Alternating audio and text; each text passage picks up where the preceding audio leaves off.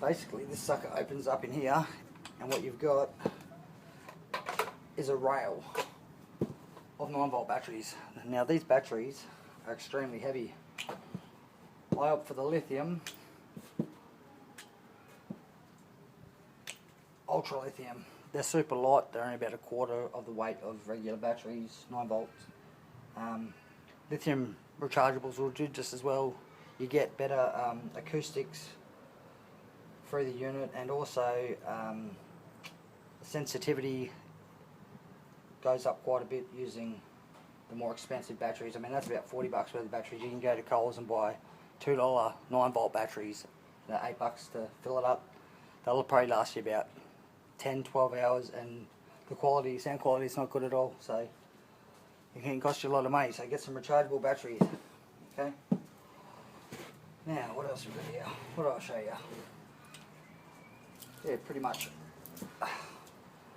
that's your VLF ground cancellation, that's your power and sensitivity.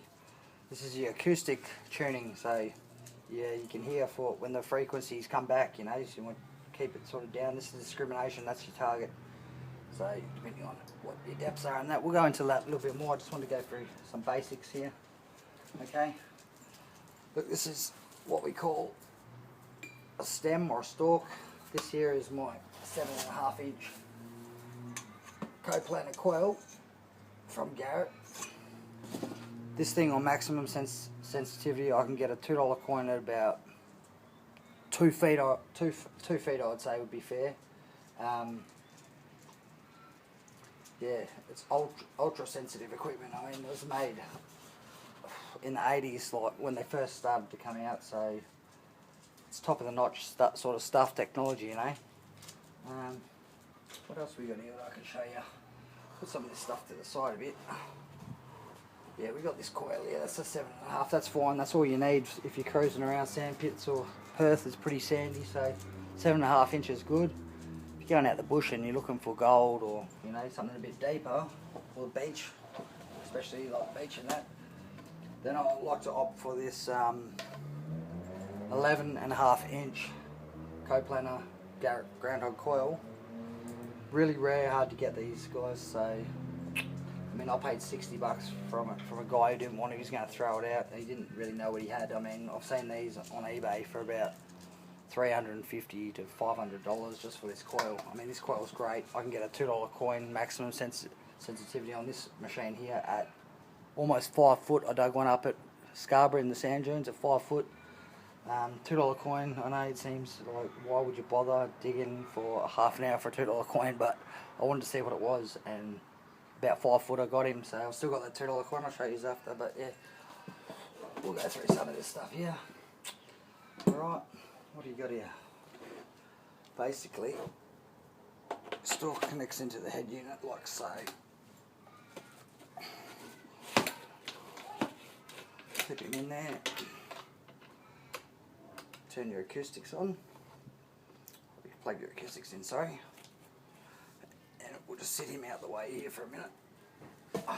He's all good to go. Pretty much just have that in auto and bang, bang, bang. Sometimes I like to tune it in manually. There's greater advantages of tuning it in manually, but like I said, we'll get to some of that more technical stuff a bit later. Put the stuff to the side. Okay, what do we got here? Here's a few tools that you definitely need when you're out in the field, alright? Your headphones. You can't go past your headphones, alright? You need a pair of headphones. These cost me 10 bucks at Kmart. Alright? Your jack. I think that's a 1/4 inch to 3.5 millimeter jack, and it sits quite nicely in the back of the unit here, so you can fit in your little, and you're not annoying all the dogs and the people around the place, because believe you me, they get upset sometimes. Okay, what else? What else are the things that you must have? A few must-haves. You need your bloody permit. Alright, that does help. You know, this is a good way. If anyone starts yelling at you for digging holes, you just show them this bit of paper and say, get stuffed, you know. But you do it in a nice way, because I've been involved with the police and it's not really you try to avoid those sticky situations anyway. Alright, so you got your permit, you keep that in your back pocket at all times, just in case, you know. I like to take about half a dozen pins with me in case I get a few discriminations in, you know, one sort of area and I couldn't be bothered digging. I might do a couple, pin them, then go back and dig them.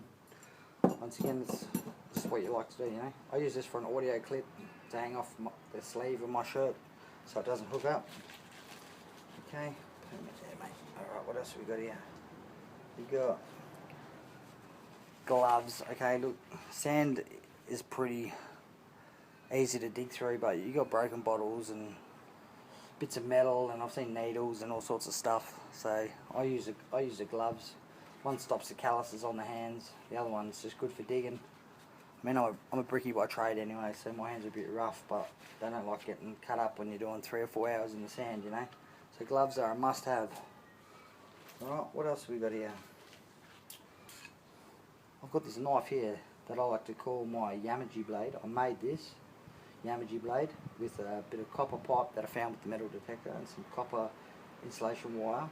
I put it on a little chamfered edge with the blade this way so I can stab into the ground and swing it around this way there, and it cuts nicely about 5 or 6 inches, which is about where your coins are usually about 2 to 4 inches. Just cut a nice little cone out nicely in the grass, and it doesn't do too much damage, so you're not digging it up with your shovel. I mean, this is the shovel here that I like to use.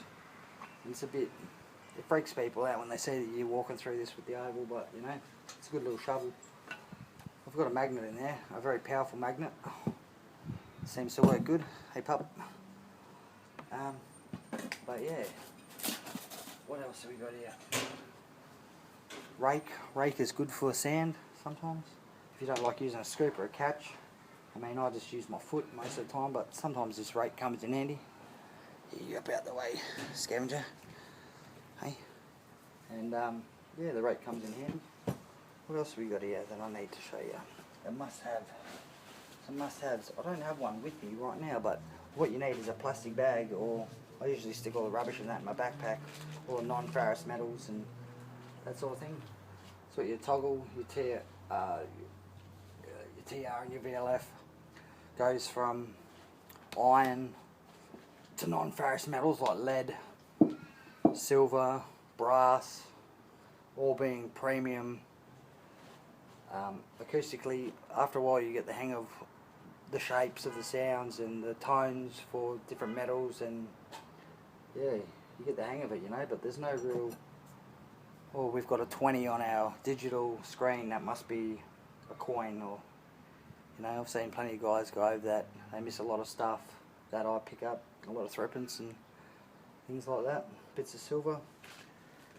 But yeah, there's another thing you can't go past here, and this is a neode magnet. I mean, this only weighs about 50 grams or something, but they're worth their weight in gold. I mean, sometimes you go down the beach and you get all those bottle tops and you really don't want to deal with them, so this dumbbell's a kilo. And look at that little tiny thing there, picks that up, no worries. Look, see, just a little square magnet. They cost you about $10 or something for a good one on eBay. See that? That helps you. See, non-ferrous. Ferrous metal. See? Basically, non-ferrous metal is non-metallic, like this lead. And ferrous metal is iron, like horseshoes and nails and bottle caps and stuff like that. Now, what else have we got here? No, nothing much. I'll just, we might leave it there. This is lazy anyway, and I'll get some stuff set up and we'll do some test runs. Thanks.